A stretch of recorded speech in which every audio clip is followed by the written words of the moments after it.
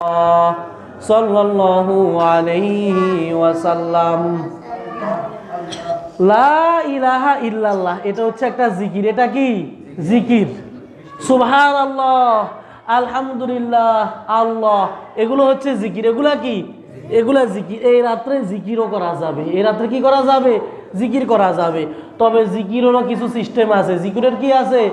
লাভ দিয়া, ফাল দিয়া, টক্কাটক্কি করে জিকির করা যাবে না। কথা বুঝে আসছেনি? জিকির যেহেতু করছি এজন্য জিকিরের বিষয়টা মনে আসছে। অনেকে আছে জিকির করে, আবার অনেকে আছে জিকির করে এমন ভাবে যেন তামাশা করতেছে। তামাশা করে আল্লাহ হো আল্লাহ, আল্লাহ হো আল্লাহ। কথা বুঝছেনি? এই কিছুক্ষণ আগে আমি আসতেছি, এখান দিয়ে আসতেছি, আমাদের রহমানিয়া মোড়ে আসতেছি, আর দূরে একখানে মাইকের আওয়াজ আমার কানে আসতেছে, আল্লাহ হো আল্লাহ। আল্লাহ হো কেন বলবে? আল্লাহু শব্দ হচ্ছে কি? আল্লাহু, আল্লাহু, আল্লাহু, আল্লাহ, আল্লাহ, লা ইলাহা ইল্লাল্লাহ, লা ইলাহা ইল্লাল্লাহ, এভাবে জিকির করতে হবে। কথা বুঝে আসছে তো? জিকিরের নিয়মটা হয়েছে এরকম। কিন্তু কিছু মানুষ আছে দেখা যায় কি করে, এমনি এমনি এমনি এমনি করে জিকির করে। হ্যাঁ হ্যাঁ হ্যাঁ হ্যাঁ, এটা হ্যাঁ হ্যাঁ কি কোনো জিকির হয়? এটা তো কোনো জিকির হয় না। জিকিরটা করতে হবে একদম স্পষ্ট শব্দে। একদম কিভাবে? স্পষ্ট যেন বোঝা যায়, শব্দটা যেন বোঝা যায়। আপনি সুবহানাল্লাহ বলছেন, সুবহানাল্লাহ, সুবহানাল্লাহ, সুবহানাল্লাহ, আলহামদুলিল্লাহ, আলহামদুলিল্লাহ, আলহামদুলিল্লাহ। ধীরে ধীরে করাটা ভালো। কিভাবে করা ভালো? ধীরে ধীরে সুবহানাল্লাহ, সুবহানাল্লাহ, সুবহানাল্লাহ, সুবহানাল্লাহ। এটা কিন্তু জিকির না। এটা কি না? আমরা অনেক সময় তড়িঘড়ি করি, তসবিহ হাতে নিয়ে বা হাতে গোনে অনেক সময় আমরা খুব তড়িঘড়ি করি। হ্যাঁ, তাড়াহুড়া করি। তাড়াহুড়া করা যাবে না। আপনি সুন্দরভাবে জিকির করেন। আপনি যতবার ইচ্ছে করেন যে কোনো জিকির।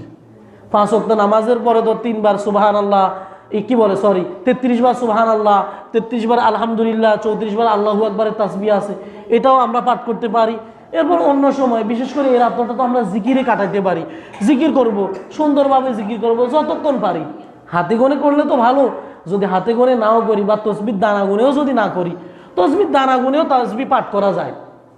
যে তসবিহটা আছে এটা দিয়েও তাসবিহ পাঠ করা যায়। এটা হচ্ছে গণনার একটা মাধ্যম। এটা কি? এটা একটা ক্যালকুলেটর, এটা একটা মাধ্যম। এটা কিন্তু তসবিহ না। তসবিহটা হচ্ছে আমি যে মুখে গপতেছি সুবহানাল্লাহ, সুবহানাল্লাহ, এটা হচ্ছে তসবিহ। আর ওগুলো হচ্ছে তসবির দানা। আমরা এই জন্য এটাকে তসবিহ বলে থাকি। কিছু মানুষ আছে তারা দানা করে তসবিহ বলাটাকেও বেদাত বলে। বেদাতটা বুঝতে হবে, বিদাত কাকে বলে। বিদাত বলা হয় ইবাদতের নিয়তে কোনো কাজ করা যেটা সাহাবায়ে কেরাম করেননি। এটা তো তাসবিহ যেটা আমরা দানা গুনে গুনে পড়ি, এটা কিন্তু ইবাদত না। মৌলিক বস্তুটা কিন্তু ইবাদত না। তাসবিহর যে দানাটা এটা হচ্ছে একটা